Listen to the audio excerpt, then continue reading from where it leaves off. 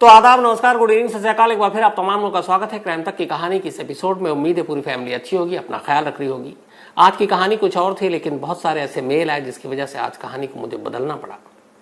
कल supreme court का एक फैसला आया। इसे कई मामलों में एक अहम फैसला मानेंगे। इस फैसले से बहुत सारे लोग सहमत भी नहीं है, एग्री भी नहीं है। फैसला यह है कि 10 साल पहले दिल्ली में एक लड़की का रेप होता है, उसके बाद उसका कत्ल कर दिया जाता है और फिर 3 लड़कों को पकड़ा जाता है। निचली अदालत तीनों को सजाए मौत देती है, हाई कोर्ट भी सजाए मौत देती है। अब सुप्रीम कोर्ट में मामला है और सुप्रीम कोर्ट दो अदालतों की सजाए मौत को पलटते हुए उन तीनों को बरी कर देती है। अब यहीं से एक सवाल जन्म लेता है कि आखिर ऐसा क्यों? 2 अदालतों ने जिसे फांसी की सजा सुनाई, तीसरी जो सबसे बड़ी अदालत है देश की, उसने उनको बरी कैसे कर दिया? कौन गुनहगार है? यहीं से एक सवाल यह भी उठता है कि क्या एक केस का असर दूसरे केस पर पड़ता है? क्या अदालतें लोगों की भावनाओं, उनके गुस्से, उनके मूड को देखते हुए भी अपना फैसला लिखती हैं या सुनाती हैं? ये कह इसलिए रहा हूं क्योंकि ये कहानी 2012 की है, कहानी फरवरी की है। ठीक 10 महीने पहले जब निर्भया हुआ इस देश में, 2012 में निर्भया केस हुआ था। 16 दिसंबर वो तारीख थी। इस केस की तारीख 9 फरवरी है 2012, निर्भया 16 दिसंबर 2012। और निर्भया केस के बाद इस पूरे देश में गम और गुस्से का एक अजीब सा माहौल था। महिलाओं की सुरक्षा, रेप के खिलाफ लोगों में जबरदस्त गुस्सा था। सड़क से लेकर संसद तक एक शोर सुनाई दे रहा था और उस वक्त कानून बदलने की, सख्त सजा देने की बातें हो रही थी। और उसी दौरान बड़ी खामोशी से अदालतों में एक मुकदमा चल रहा था। वो मुकदमा जिसकी आज मैं आपको कहानी सुना रहा हूं।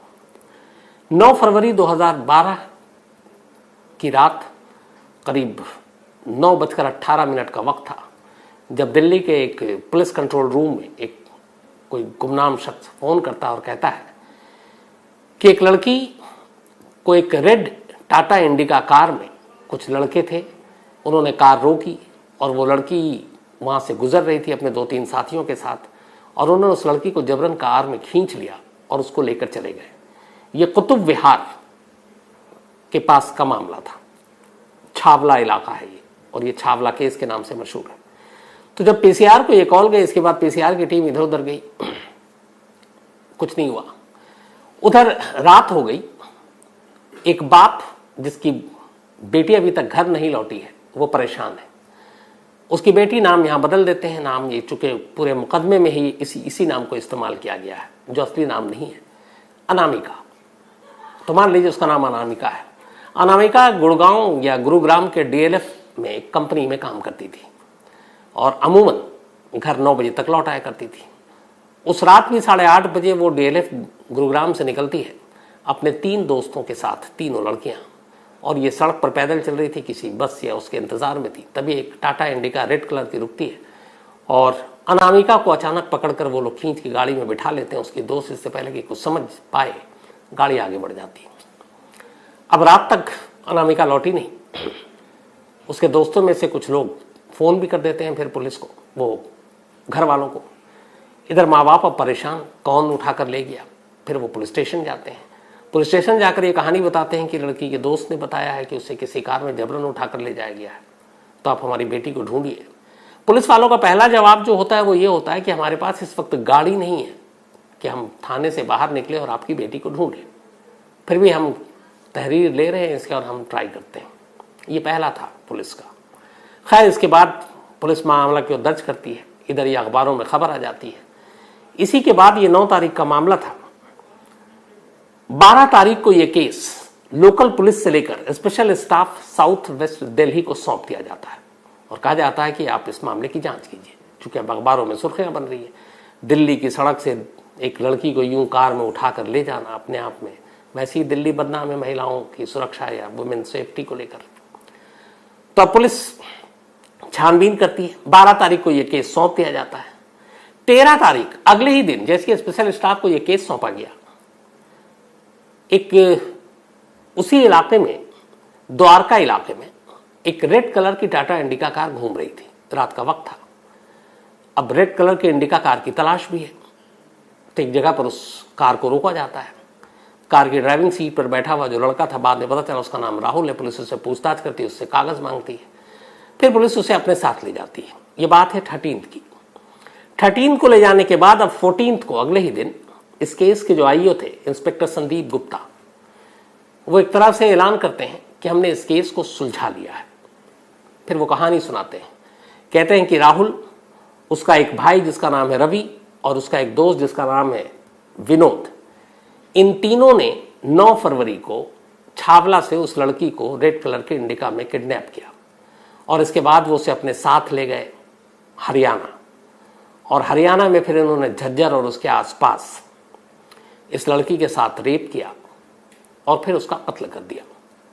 इतना ही नहीं, 13 को गिरफ्तारी के बाद 14 तारीख को दिल्ली पुलिस ने लाश भी बरामद कर ली और ये कहा कि हमने लाश यहीं झज्जर के पास से बरामद की और इन अक्यूज की निशानदेही पर की है। जब पोस्टमार्टम हुआ लड़की का तो पता चला, एक तो उसकी हालत बहुत खराब थी, ये निर्भया से पहले का मामला है। उसकी दोनों आंखें लगभग फोड़ दी गई थी, जिस्म पे हर जगह पे जख्म के निशान थे, प्राइवेट पार्ट्स पे चोट के निशान थे, मतलब बहुत बेरहमी के साथ उसे मारा पीटा गया था। अब जब ये डिटेल अखबारों में आई तो फिर और भी ये मामला तूल पकड़ा। खैर 14 तारीख को पुलिस ने कहा कि हमने लाश बरामद की। अब मौका वारदात से पुलिस ने लाश के साथ जो जब्ती दिखाई, बरामदगी दिखाई, उसमें दिखाया कि जहां से लाश बरामद हुई इस जगह जमीन पर कुछ लड़की के बालों के टुकड़े थे, हिस्से थे जो टूट गए होंगे, 2 प्लास्टिक की खाली गिलासेस, जो शायद जिसमें ड्रिंक करते हैं, तो 2 प्लास्टिक के खाली गिलासेस थे, एक नमकीन का खाली पाउच मिला जहां पे ये लाश मिली उसी जगह, और एक वॉलेट मिला। अब ये वॉलेट किसका था? ये पुलिस ने कहा राहुल का है। उस वॉलेट के अंदर उसकी आईडी, उसकी बाकी कागजात, सब कुछ था, और ये उन्होंने उस लाश के पास से इस वॉलेट की बरामदगी दिखाई। इतना ही नहीं, मौके से पुलिस ने रेड इंडिका कार के बम्पर के एक टूटे हुए टुकड़े को भी बरामदगी में दिखाया, और जिस कार में राहुल था बाद में उन्होंने उस कार को भी दिखाया कि ये देखो, इसी में ये टूटा हुआ बम्पर था, उसी का हिस्सा ही। अब ये सारी चीजें बरामदगी दिखाई। फिर पुलिस ने अपनी कहानी सुनाई कि रात को ये निकले और 36 ड्राइवर किस्म के लोग थे, और इन्होंने ले जाकर उसके बाद सड़क से लड़की गुजर रही थी, इन्होंने लड़की को उठाया, फिर उसे वो सुनसान ले गए हरियाणा की तरफ, वहाँ उन्होंने रेप किया। रेप करने के बाद लड़की ने विरोध किया, फिर इन लोगों ने ड्रिंक कर रखी थी, उसके बाद गैंग रेप किया, फिर लड़की को मार डाला और लाश फेंक कर तीनों लौट आए। अब इस कहानी के बाद पुलिस ने ये सारी चीजें बरामद की और फिर चार्जशीट दाखिल कर दी। अभी भी निर्भया नहीं हुआ, ये सब कुछ अभी फरवरी, मार्च, अप्रैल में ही चल रहा है। चार्जशीट दाखिल कर दी। चार्जशीट में इन तीनों को आरोपी बनाया। अब अदालत में मुकदमा पहुंचा। इसी दौरान में करीब 10 महीना बीत गया। अचानक 16 दिसंबर की तारीख आती है और 17 दिसंबर को पूरे देश में एक खबर आती है, दिल्ली में एक बस में निर्भया के साथ गैंगरेप। इस एक खबर ने पूरे देश को गुस्सा दिला दिया। निर्भया के साथ जो कुछ हुआ, जिसने भी सुना वो दंग रह गया कि ऐसा भी हो सकता है, हमारे जैसे इंसान ऐसा कर सकते हैं। अब उसके बाद एक मुहिम सी चली, मोमबत्ती जलाने से लेकर ऐसे बलात्कारियों को फांसी पर चढ़ाने तक, कानून में बदलाव को लेकर संसद तक में, भवन में इसकी बहस शुरू हुई। और पूरे देश में, निर्भया दिल्ली की थी लेकिन पूरा देश उसके लिए अफसोस मना रहा था। और फिर उसके बाद बड़ी बड़ी बातें हुई, नए सख्त कानून आएंगे। अब इधर ये सब कुछ चल रहा है, उधर अदालत में एक और मुकदमा चल रहा है, और वो है इस लड़की का, यानी जिसका एक नाम बताया मैंने, अनामिका, 19 साल की लड़की थी। 2012 16 दिसंबर यानी साल खत्म होने वाला था। इसके बाद 13 आ गया। 13 में भी निर्भया का असर तो था ही था। अब 14 की शुरुआत आई। 14 की शुरुआत में दिल्ली की लोअर कोर्ट ने अपना फैसला सुनाया इस अनामिका केस में। कोर्ट ने कहा कि इन तीनों ने ही अनामिका का रेप किया, गैंग रेप किया, और इसके बाद उसे मार डाला, और ऐसी घिनौनी हरकत के लिए इन तीनों को फांसी की सजा दी जाती है। ये लोअर कोर्ट का फैसला था, और उस वक्त देश का मिजाज और मूड और गुस्सा वैसे ही था कि हर बलात्कारी को सीधे फांसी पे चढ़ा दो। अब ये केस एक मकाम पर अपने पहुंचा, लोअर कोर्ट का फैसला आया। तीनों सजायाफ्ता मुजरिमों ने, राहुल, उसके भाई रवि और विनोद ने, अब हाई कोर्ट में इसके खिलाफ अपील की। अब हाई कोर्ट में ये मामला आया। हाई कोर्ट में भी ये मामला करीब 1-2 साल चला। उसके बाद हाई कोर्ट ने अपना फैसला सुनाया। हाईकोर्ट ने कहा कि जो लोअर कोर्ट है उसका फैसला सही है, इन तीनों ने ही अनामिका के साथ रेप किया और उसे मारा और इसलिए इनको फांसी की सजा मिलनी ही चाहिए और ये सजा बरकरार रहेगी। अब 2 कोर्ट ने फांसी की सजा सुना दी। इसके बाद इन तीनों ने अब सुप्रीम कोर्ट में अपील किया। अब सुप्रीम कोर्ट में यह मामला लंबा चला, इधर वक्त बीत रहा, इधर धीरे धीरे निर्भया की तरफ से भी हम लोग एक तरह से अब भूलते जा रहे हैं उन चीज़ों को। अब वो गुस्सा, वो खून का खौलना थोड़ा ठंडा होता जा रहा है, क्योंकि 10 साल हो गए निर्भया को भी। तो इधर अब यह मामला सुप्रीम कोर्ट पहुंचा। अब सुप्रीम कोर्ट में बहस चली और इसके बाद सुप्रीम कोर्ट ने कल एक ऐतिहासिक फैसला सुनाया। ऐतिहासिक शब्द मैं यहां इसलिए इस्तेमाल कर रहा हूं कि इस फैसले से बहुत सारे सवाल खड़े हो गए। सुप्रीम कोर्ट का फैसला यह था कि इन तीनों के साथ लोअर कोर्ट और हाई कोर्ट ने इंसाफ नहीं किया और इन तीनों को बेनिफिट ऑफ डाउट देते हुए, यानी शक के आधार पर इस केस से बरी किया जाता है। तो जिनके गले में अब तक फांसी का फंदा बस झूलता जा रहा था, कभी भी फांसी हो सकती थी, वो तीनों कल सुप्रीम कोर्ट के इस फैसले के बाद अब आजाद हो चुके हैं। अब सवाल यह है कि जिन 2 अदालतों ने तीनों को फांसी की सजा दी, देश की सबसे बड़ी अदालत ने ऐसा क्या पाया कि इन तीनों को बरी कर दिया? तो यहीं से पूरी जांच की कहानी शुरू होती है। मैंने आपको शुरू में बताया था कि पुलिस ने मौका वारदात से कुछ बालों के टुकड़े बरामद किए, 2 खाली प्लास्टिक के गिलास, नमकीन का एक पाउच, एक वॉलेट, एक रेड इंडिका कार के बम्पर का टुकड़ा, और इन सब के अलावा उस कार के जो सीट कवर थे उसको उठाया। फिर सैंपल लिए, लड़की के भी लिए और इन सब के भी लिए, और फिर ये कहा कि डीएनए मैच कर गया है। अब मैंने इसी कहानी में बहुत बार आपसे कहा कि डीएनए एक वो चीज़ है कि अगर उसका इस्तेमाल सही ढंग से हो तो एक भी बलात्कारी अदालत से बच नहीं पाएगा, क्योंकि ये वो सबूत होता है जिसे दुनिया की हर अदालत मानती है और इसमें शक की कोई गुंजाइश ही नहीं बचती है।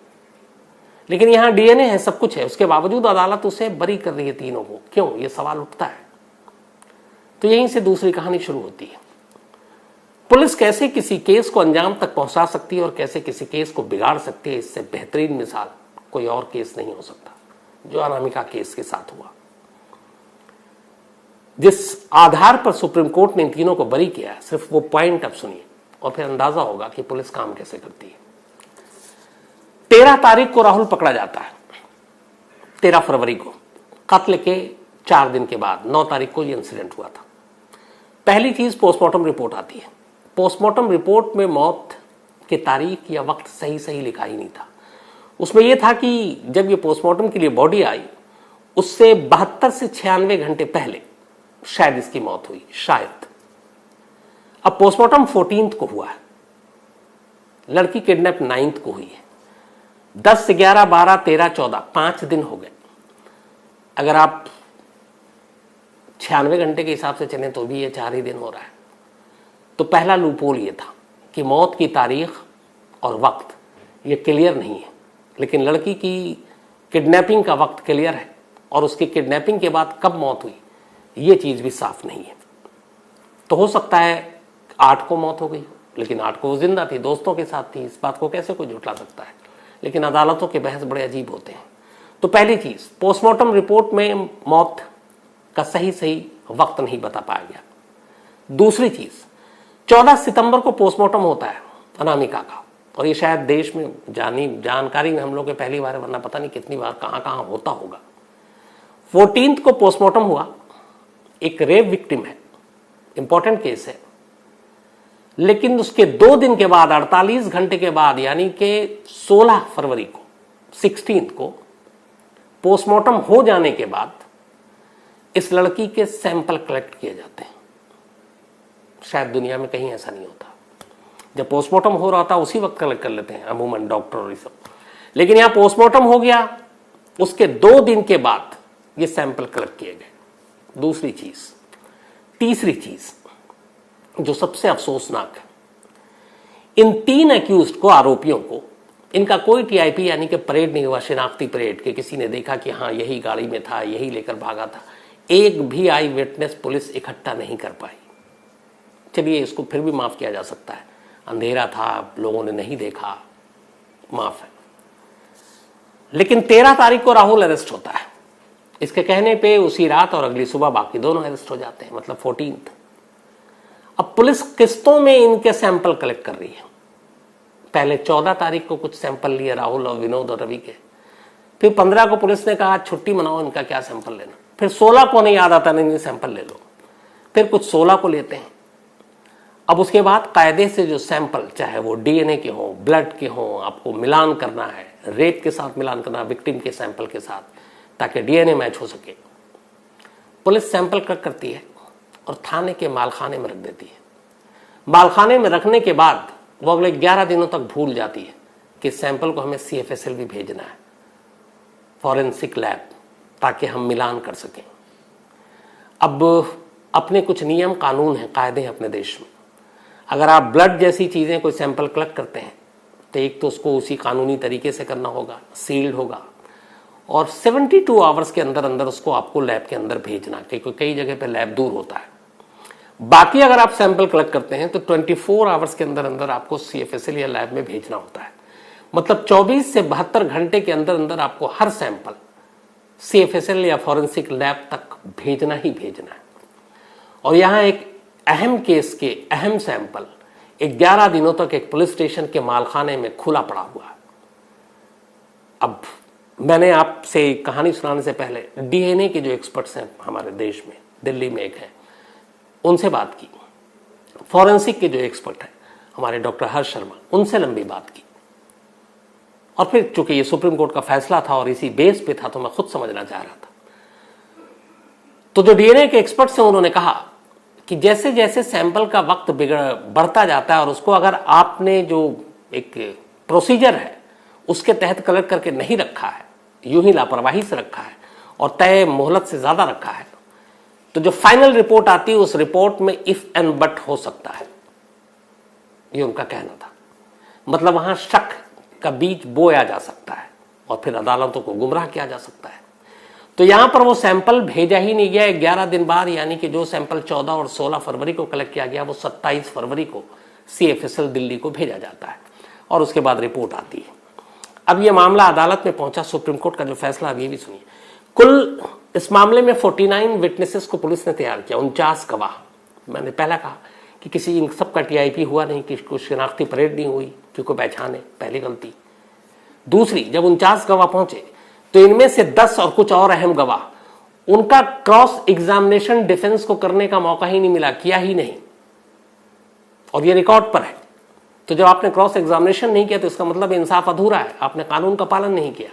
और इन सब के बिना बस जज ने लोअर कोर्ट में ये देखते हुए कि ये सारी चीजें हैं, ये कॉल डिटेल है, ये सैंपल आ गए हैं, डीएनए की रिपोर्ट आ गई है, हालांकि उसमें ये भी है, उस कार से एक जैक और पाना भी बरामद किया और कहा पुलिस ने कि इस जैक और पाना से इस लड़की को मारा गया है। उसके बाद उसके भी फॉरेंसिक लैब में भेजा गया। वहां से जो रिपोर्ट आई उसमें यह लिखा हुआ था कि हो सकता है कि इस जैक और पाना से मारा गया, हो सकता है, कंफर्म नहीं थे। लेकिन इन चीजों को भी लोअर कोर्ट ने नहीं देखा। लोअर कोर्ट ने, मुझे लगता है कि शायद उस वक्त जो निर्भया का केस हुआ, वो केस उनके दिमाग पर था, उनको लोगों के गुस्से का एहसास था कि इस देश में रेप और मर्डर को लेकर इस वक्त लोग क्या सोच रहे हैं, और शायद उस माहौल का असर था कि बिना इस अहम सबूतों, गवाहों, चीजों को देखे बिना उन्होंने इन तीनों को फांसी की सजा दे दी। और अगर वो सही थे तो फिर ये पुलिस की लापरवाही थी, जिसने अहम सबूतों को सही वक्त पे कानूनन नियम के हिसाब से कलेक्ट करके तय वक्त पर तय जगह पर नहीं पहुंचाया। अब इसके बाद हाईकोर्ट ने भी वही निचली अदालत के फैसले को देखा, पढ़ा और अपना फैसला सुना दिया कि फैसला बरकरार, तीनों को फांसी। लेकिन सुप्रीम कोर्ट में यही पॉइंट्स को उठाए गए, जिसमें सबसे बड़ा पॉइंट साबित हुआ कि 11 दिनों तक सैंपल पुलिस स्टेशन के मालखाने में और उसके बाद उसे लैब भेजा गया, इसके साथ छेड़खानी हो सकती है, यह मैनिपुलेट किया जा सकता है। गाड़ी के जो बम्पर है, जो पर्स है, वो वहीं पे कैसे बरामद हुआ, उसकी कई तस्वीरें पेश की।